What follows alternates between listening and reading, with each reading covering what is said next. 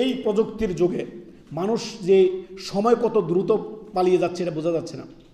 এই যে সাতটা গত শুক্রবার গেল লাগছে 2 দিন আগে, আবার শুক্রবার এসে পড়েছে। সময়ের বরকত কি আমার কাছে চলে গেছে না আপনাদের কাছে যাচ্ছে আল্লাহ জানে।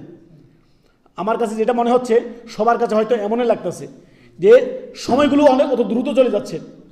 এই যে মনে হচ্ছে তো গত পরশু দিন আমি জুমাবার গেল, আরেক জুমাবার আগামীকাল।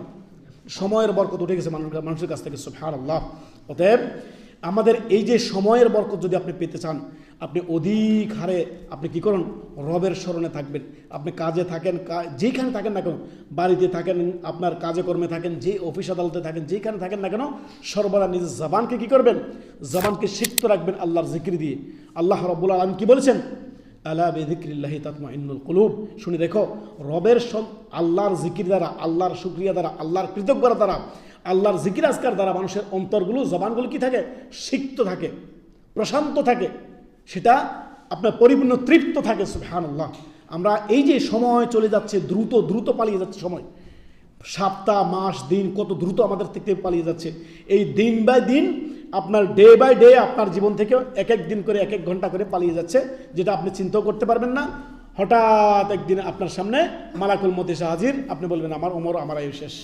সুবহানাল্লাহ। অতএব এই যে আমি আমাদের বিশেষ করে আমাদের প্রবাসী বলেন, দেশে বলেন, বিদেশে বলেন, আমাদের মুসলিম ভাইদেরকে বলবো, এত খাই খাই করিয়েন না, এত খাই খাই না করিয়ে একটু ভাবেন জীবনটাকে নিয়ে।